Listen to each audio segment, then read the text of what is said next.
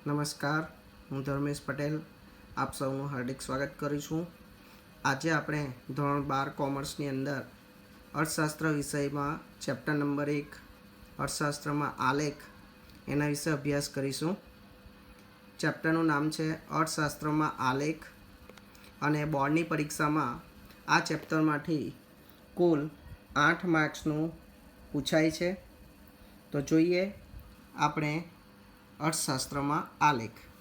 એમાં સૌથી પહેલાં ટૉપિક આવે છે આકૃતિ, એટલે કે ડાયાગ્રામ. કોને કહેવાય આકૃતિ? તો સમજીએ આકૃતિની વ્યાખ્યા, અર્થ શું થાય. આકૃતિ એટલે માહિતીની ચિત્ર દ્વારા રજૂઆત. ચિત્ર દ્વારા રજૂઆત એટલે આકૃતિ. ઓકે, કોઈ પણ માહિતી હોય આપણે એને ચિત્ર દ્વારા રજૂ કરીએ તો એને કહેવાશે આકૃતિ. 1 માર્ક્સમાં પૂછાય છે. અને આકૃતિ દોરવા માટે આંકડાશાસ્ત્રનું ઊંડું જ્ઞાન હોવું જરૂરી નથી.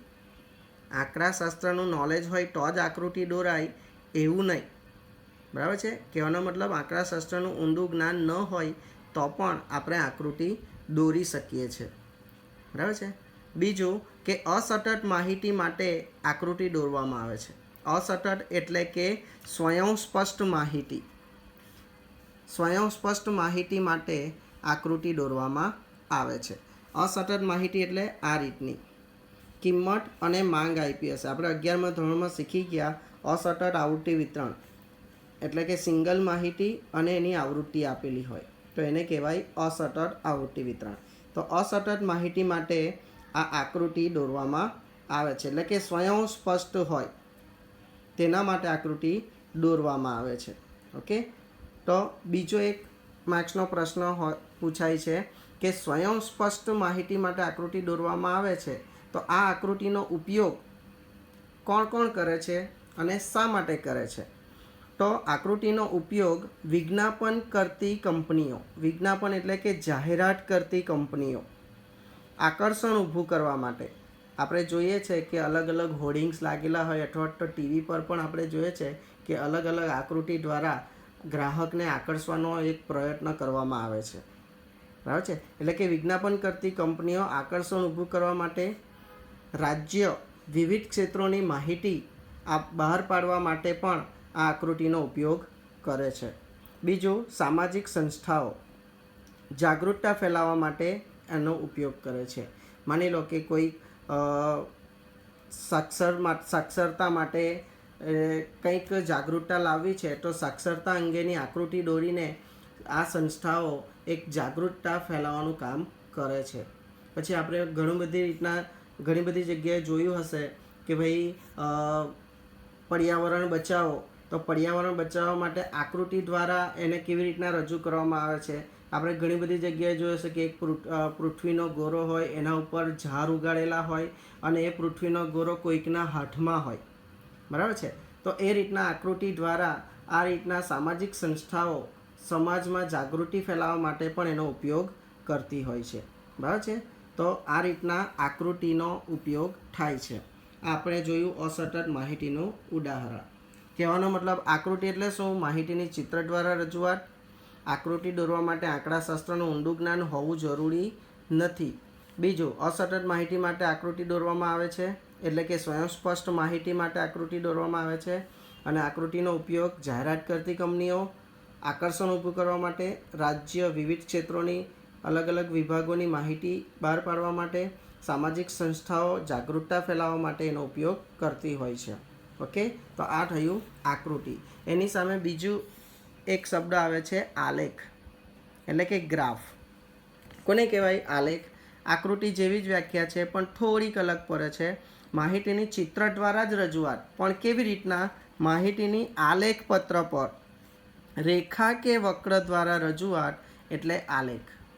રેખા કે વક્ર દ્વારા. રેખા મીન્સ માપપટ્ટી, જેને આપણે ફૂટપટ્ટી કહીએ છીએ, અથવા તો વક્ર એટલે કે હાથ દ્વારા રજૂઆત એટલે આલેખ. અને આના માટે આલેખ પત્ર હોવું જરૂરી છે. આલેખ દોરવા માટે આલેખ પત્ર જરૂરી છે, જે આપણે 11મામાં ચેપ્ટર નંબર 2માં શીખી ગયા હતા આંકડાશાસ્ત્ર વિષયની અંદર. ઓકે, તો આલેખ એટલે આલેખપત્ર પર રેખા કે વક્ર દ્વારા રજૂઆત એટલે આલેખ. આલેખ દોરવા માટે આંકડાશાસ્ત્રનું જ્ઞાન હોવું જરૂરી છે. બરાબર છે. આલેખ દોરવું હોય તો આંકડાશાસ્ત્રનું જ્ઞાન જરૂરી છે. બીજું કે શેના માટે દોરવામાં આવે છે? સતત માહિતીની રજૂઆત માટે આ આલેખ દોરવામાં આવે છે. ઓકે, સતત માહિતી એટલે વર્ગ અને આવૃત્તિ. જ્યારે માહિતીનો વિસ્તાર મોટો હોય ત્યારે એને વર્ગમાં વહેંચી દેવામાં આવે છે. તો અહીંયા ગુણ અને વિદ્યાર્થીઓની સંખ્યા છે, તો એ માહિતીને રજૂ કરવા માટે આલેખનો ઉપયોગ જરૂરી છે. બરાબર છે.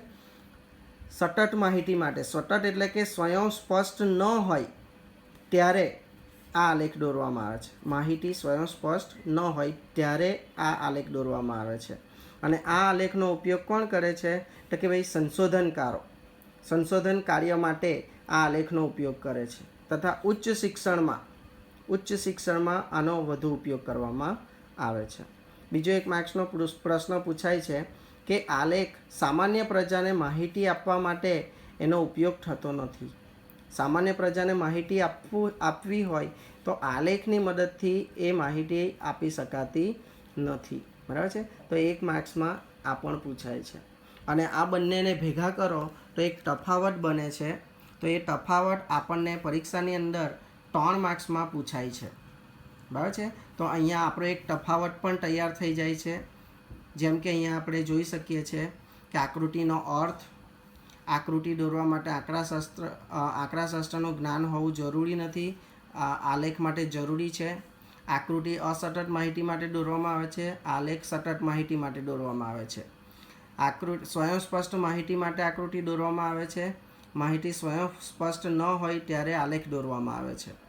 અને આકૃતિનો ઉપયોગ કોણ કરે છે? વિજ્ઞાપન કંપનીઓ આકર્ષણ ઊભું કરવા, રાજ્ય વિવિધ ક્ષેત્રોની માહિતી આપવા, સામાજિક સંસ્થાઓ જાગૃતિ ફેલાવવા માટે એનો ઉપયોગ કરે છે. જ્યારે આલેખનો ઉપયોગ સંશોધનકારો કરે છે અને ઉચ્ચ શિક્ષણમાં તેનો ઉપયોગ કરવામાં આવે છે. તો આ રીતના એનો 3 માર્ક્સનો આખો એક તફાવતનો પ્રશ્ન પણ અહીંયા તૈયાર થઈ જાય છે. તો આશા રાખીએ કે તમને સમજ પડી હશે મિત્રો. ઓકે, આગળ વધીએ. બીજો પ્રશ્ન છે.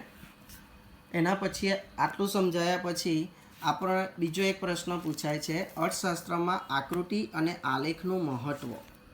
બરાબર છે. 2 માર્ક્સમાં બોર્ડમાં પૂછાય છે, અર્થશાસ્ત્રમાં આકૃતિ અને આલેખનું શું મહત્ત્વ છે. ઓકે, તો આપણે એને સમજીએ. તો અઘરો અને અટપટો લાગતો અર્થશાસ્ત્રનો અભ્યાસ આકૃતિ દ્વારા સરળ બને છે અને આલેખ દ્વારા તે વધુ સ્પષ્ટ બને છે. અર્થશાસ્ત્રનો વિષય ઘણા બધાને અઘરો અને અટપટો લાગે છે. જેમ કે આપણે 11મા ધોરણમાં અનુભવ કર્યો હશે કે ઘણી બધી આકૃતિઓ આવે છે, ઘણા બધા એવા સિદ્ધાંતો આવે છે, તો એ કદાચ સમજ નથી પડતી અથવા તો ખ્યાલ નથી આવતો. બરાબર છે. તો એનો અભ્યાસ આકૃતિ દ્વારા સરળ બને છે અને આલેખ દ્વારા જો એને રજૂ કરવામાં આવે ને તો વધુ સ્પષ્ટ બની જાય છે. બરાબર છે. બીજું મહત્ત્વ, અર્થતંત્રના વિવિધ ક્ષેત્રોમાં થતા ફેરફારો સહેલાઈથી સમજી શકાય છે. અર્થતંત્રના વિવિધ ક્ષેત્રોમાં થતા ફેરફારો, દાખલા તરીકે ખેતી ક્ષેત્ર લઈએ, બરાબર છે, અથવા તો બીજું કોઈ ક્ષેત્ર, સેવા ક્ષેત્ર લઈ લઈએ, ઓકે, અથવા તો ઉદ્યોગ ક્ષેત્ર લઈ લો, તો એમાં જે અલગ અલગ ફેરફારો થાય છે તો એ આપણે સહેલાઈથી સમજી શકીએ છીએ. ઓકે. બીજું કે અર્થતંત્રના કેટલાક પરિબળો માટેની વર્ગો, પ્રદેશો, ક્ષેત્રો તેમજ સમયગાળા વચ્ચેની સરખામણી સહેલાઈથી કરી શકાય છે. કેટલાક પરિબળો માટેના અલગ અલગ વર્ગો, પ્રદેશો અથવા 3માંથી કોઈ ક્ષેત્રો તેમજ સમયગાળા વચ્ચેની સરખામણી સહેલાઈથી કરી શકાય છે. દાખલા તરીકે આપણે જોઈ શકીએ કે ઈસવીસન 2001ની અંદર ભારતમાં વસ્તી કેટલી હતી, સમયગાળો લઈએ આપણે તો 2001ની અંદર 102.7 કરોડની વસ્તી હતી. 2011ની અંદર એ વસ્તી વધીને કેટલી થઈ ગઈ તો કે ભાઈ 121 કરોડ. અને હાલમાં 2021માં એ કેટલી થવા પામી છે કે ભાઈ 135 કરોડ. બરાબર છે. તો આ સમયગાળા વચ્ચેની સરખામણી સહેલાઈથી કરી શકાય છે. ઓકે, તો આ એક મહત્ત્વ છે, એટલે કે ફાયદો છે.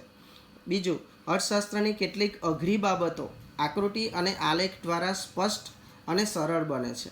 અર્થશાસ્ત્રની ઘણી બધી એવી બાબતો છે જે અઘરી આપણને પડે છે, તો એને આકૃતિ કે આલેખ દ્વારા જો રજૂ કરવામાં આવે તો એ સ્પષ્ટ અને સરળ બની જાય છે.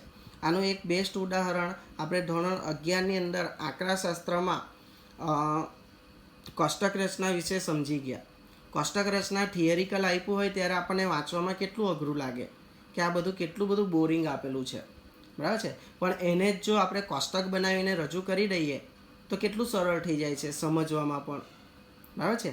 તો એવા અર્થશાસ્ત્રની કેટલીક અઘરી બાબતો આકૃતિ અને આલેખ દ્વારા એ સ્પષ્ટ અને સરળ બને છે. બીજું, અર્થશાસ્ત્રના કેટલાક અઘરા સિદ્ધાંતો આકૃતિ અને આલેખની મદદથી સમજવામાં સરળ બને છે.